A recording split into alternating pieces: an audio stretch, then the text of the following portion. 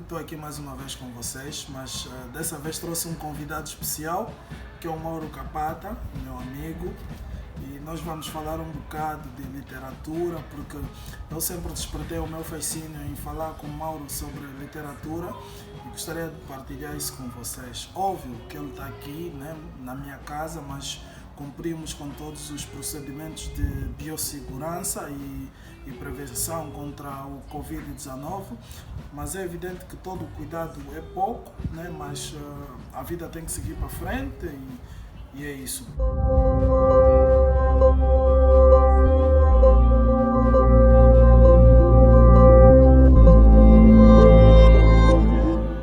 Eu e o Mauro temos algo em comum. O primeiro livro, tanto eu como ele, que lemos foi a história do Munga, do Pepe Terra. Nem lembro da história. Curiosamente, Bem mesmo da história. bem não, mas tem algo que fica no subconsciente, tem algo que capta-se, mas basicamente é isso. E hoje eu estava para falar sobre o livro A Espia, né? O clube de leitura e a Núria sugeriu-me que falasse desse livro. Estava esse livro e estava o livro da Isabela Além de Paula. Tanto os dois livros têm histórias muito tristes, mas eu preferi não, vocês optaram pela Paula, né? E acontece que o Mauro já leu sobre o Paulo Coelho. 11 minutos. Li 11 minutos de Paulo Coelho, terminei na semana passada. E qual é a opinião que tu partilhas conosco acerca do... Sobre 11 minutos. 11 minutos surpreendeu-me muito, primeiramente porque não contava que um homem soubesse tanto sobre uma mulher, estás a ver? Ele conseguiu entrar no interior de uma mulher sem sexo. Sem sexo. E o que ele escreveu, eu não sei como é que uma pessoa que não é uma pessoa consegue descrever aquela pessoa dessa forma. A sério, Paulo Coelho é fantástico.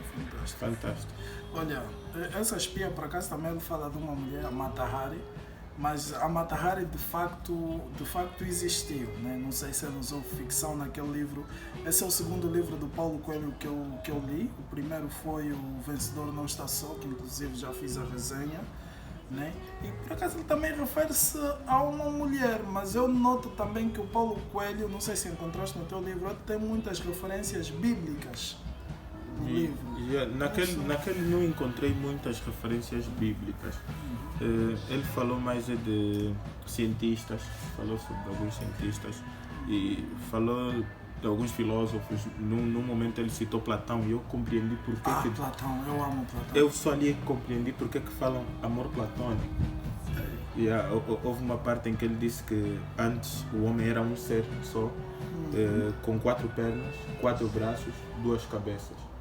Era assim, o homem com 4 pernas, 4 braços e 2 cabeças.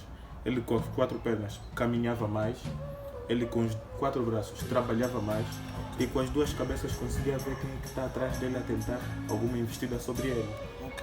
E os deuses, segundo ele, tinham inveja disso, então lançaram um raio e dividiram o homem.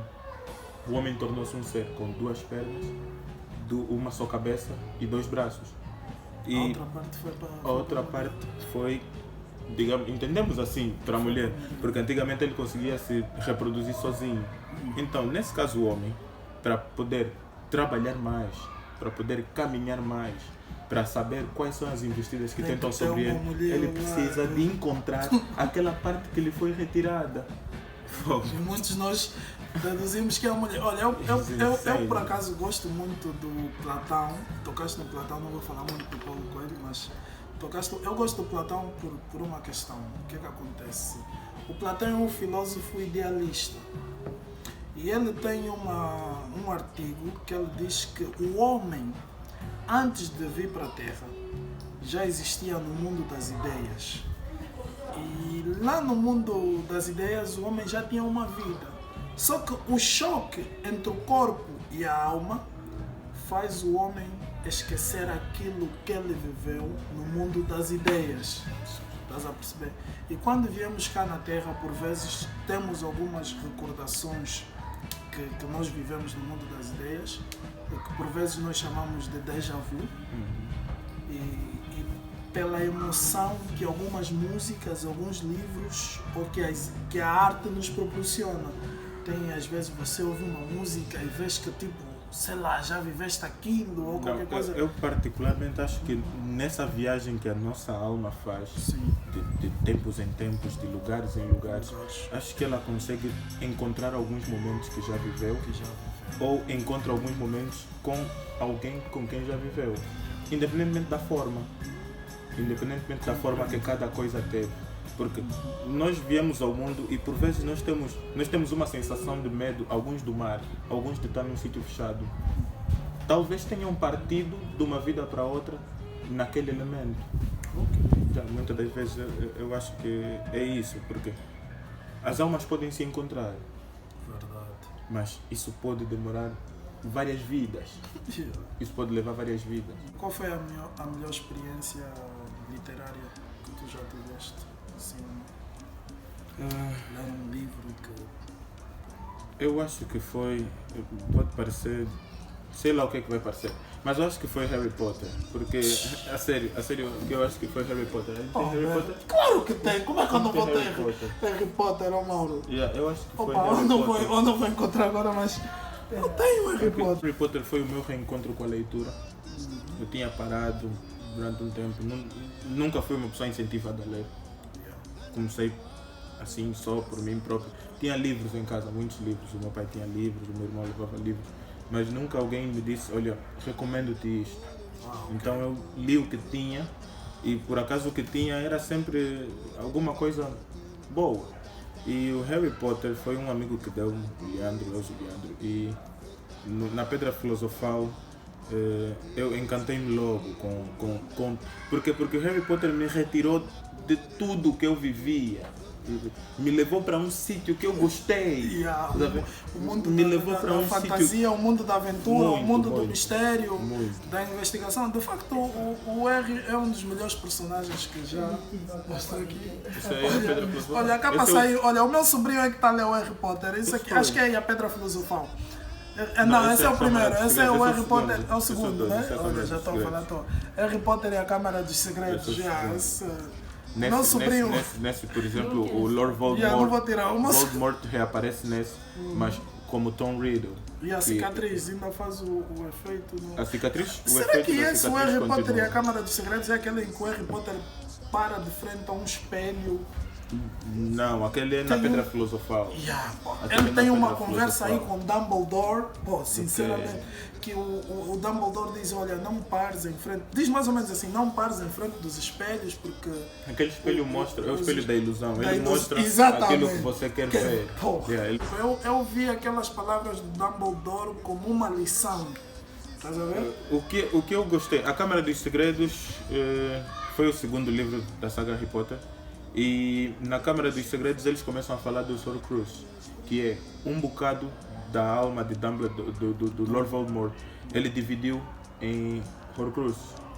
Um estava no livro, um estava no diário de Tom Riddle, que aparece aí, foi o primeiro Horcrux. Um outro estava no diadema de Helena, não tenho a certeza, mas um estava num diadema perdido. E eles foram depois destruindo os outros talismãs, ou os outros Horcruxes, no 7º livro já. E as Relíquias da Morte, não? Acho que é isso. Ele tem 2 títulos em várias É a linguagem brasileira. Por exemplo, nesse livro aqui tem a espia, se reparares aqui não tem um acento, mas por vezes eles metem o acento. A espinha, a espia e por aí fora. Só para terminar com Harry Potter, quando toca no Harry Potter, mas eu não posso simplesmente sair. Já estou a notar. O que acontece? Ele conta, o Talismã da Morte, ele conta sobre 3 irmãos que encontraram a morte. Era o momento em que eles tinham que morrer. Era um sítio em que eles não podiam ultrapassar sem morrer. Então a morte sentiu-se chateada. Como é que eles conseguiram desviar a morte assim? E disse, epá, vou-vos presentear com uma coisa a cada naquilo que alguém escolher. O primeiro irmão, o mais velho, ele disse que eu quero uma varinha que mata todo o meu adversário. E fizeram a varinha de sabugueiro, que é uma varinha que quem tem num duelo não perde. O segundo disse que eu quero uma pedra, eu quero um objeto que me faça ver as pessoas que já partiram. Que é a pedra Deram-lhe a filosofal. pedra filosofal. O outro, mais novo, deram-lhe o manto da A manta da invisibilidade. invisibilidade. E foi fácil os outros dois morrerem, porque o que tinha a varinha gabou-se da varinha em todo o sítio. E no momento em que ele estava a dormir, depois de alguns copos, apareceu alguém, entrou no quarto e matou. Não era um duelo, matou e ficou com a varinha. Ele só torna-te invencível se fores tu a matares o antigo portador da varinha. Ok. Sabendo disso, Dumbledore tinha a varinha, o Albus Dumbledore tinha a varinha, e ele não queria que o Lord Voldemort ficasse com a varinha, e ele sabia que ele ia morrer. Então ele pediu ao infiltrado dele, que era o Severus Snape, nos Comensais da Morte, para lhe matar. Então quando o Severus Snape mata o Dumbledore, o Harry ficou muito chateado a pensar que o Snape matou o Dumbledore, traindo o Dumbledore, porque o Snape trabalhava também em Hogwarts. Acho que já tinha se tornado diretor. Tipo, Assim. eu li os Harry Potter, mas não li assim de uma forma como um fã, como cheio de expectativas. Mas essa história, o pai do Harry parece que, não sei, nessas relíquias da morte passaram de geração em geração. Mas eu acho que o Harry tem qualquer coisa a ver com essas relíquias. Acho que ele herdou o manto ou qualquer coisa assim. Ele ficou com o manto da invisibilidade como um prémio. Não sei, acho que foi o Dumbledore quem lhe deu o manto da invisibilidade. Mas tem também outras curiosidades dentro do Harry Potter. Por exemplo, no 2, na Câmara dos Segredos, é que a Ginny Weasley, que torna-se mulher do Harry, aparece. Porque ela é que encontrou o diário do Tom Riddle. Ok. Yeah. E a outra é que, à volta disso tudo, só no último livro é que percebemos que aquilo é um romance.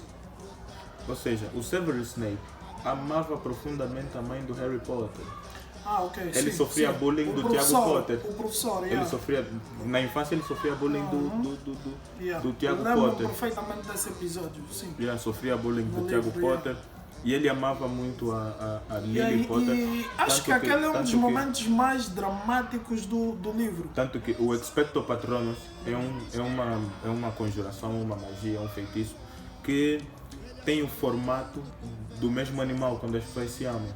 E quando no Prisioneiro de Azkaban, no terceiro livro, o Harry é salvado dos Dementors por um Expecto Patronus, ele não viu quem era, mas como tinha o formato de um veado, ele pensou que foi a mãe dele, mas era o Severus Snape. Havia muitos momentos em que o Snape lhe salvou e ele não sabia, e ele sempre odiou muito o Snape. E depois no último livro ele sente muito isso também. Sente muito isso quando fica a saber. É um dos momentos mais dramáticos daquele livro, mas também ele aparece como um personagem muito, não digo subliminar, porque eu me lembro no primeiro filme, não estás a falar muito do livro, estou a falar do filme, ele diz que pode ensinar a matar e não sei o que, ele aparece como se fosse o professor maldoso, então... A aula mais pesada era dele. Ele era muito sombrio, ele era gótico, no meio daquilo, outros ainda usavam roxo ou azul, mas ele era mesmo preto. E ele era Salazar Slytherin, que é a equipa dos maus, como Draco Malfoy, como Tom Riddle. Ele era são personagens que sei lá. Ele era a equipa dos maus e os Godric Gryffindors é que eram os bons. De uma forma geral, qual é o teu escritor favorito? Agatha Christie. Agatha Christie. Olha, a Ana vai gostar muito disso. Eu tenho uma amiga, Ana.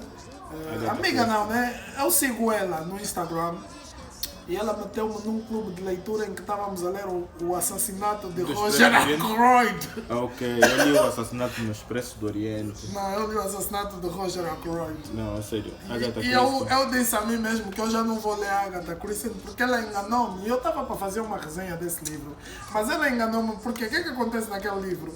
O narrador é que é o assassino. E isso eu não devia falar porque eu já procurei muitos artigos para saber quem é o assassino quando estávamos a ler o livro e não foi dito, mas eu estou aqui.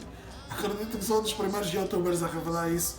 O narrador é que é o assassino. O narrador engana-te durante a leitura toda. Eu não gostei, eu fiquei tipo... Sentiste traído? Me senti traído, sim. Isso é Agatha Christie. Nesse assassinato de quê? Assassinato de quê? No Expresso do Oriente. Parece Ainda que tem Agatha um Christie... porroite, tem um porroite lá. Herculano porroite. Hercule Poirot. Sim. Ela tem uma outra personagem dela. Mas me é uma explica mulher ainda, como é também. que, desculpa lá, como é que tu viste o desencadeamento do Porroito como personagem nesse livro? Porque no que eu li, né, o assassinato de Roger Ackroyd foi tipo, ele só descobria as coisas tipo ele pensava e não sei o quê, e as coisas vinham do nada, estás a perceber? Como é que foi para ti o Herculano Porroito nesse livro? Ele é um grande detetive, um grande personagem, como Harry Potter, como Robert Langdon, é um grande personagem. Só para te dizer isso, né? Para quem é amante da literatura, não é querer me gabar, mas nós já falamos de duas grandes personagens aqui, que foi o Harry Potter e o Porroito. E ainda vamos chegar no Robert Langdon. E ainda vamos chegar no Langdon, né? A personagem criada para... E são duas... São três grandes personagens da literatura mundial. Eu não arrisco-me a dizer isso, digo isso de boca cheia. Eu acho que Agatha Christie, nos livros dela, ela procura te levar a um crime perfeito. É difícil cometer um crime perfeito. Esse é o termo, se calhar. Né? É muito difícil. Só que também um crime detetive perfeito. não é qualquer um. Não é qualquer Pelos um. vistos. Não é qualquer um. Não é qualquer pessoal, infelizmente a carga do telefone foi. Não fomos a tempo de gravar todo o vídeo, mas numa próxima ocasião ficou combinado, eu vou ler um livro. E eu e o Mauro vamos ler o mesmo livro e aí depois vamos debater e falar sobre ele. Pessoal, até a próxima. Vai ter uma próxima de certeza.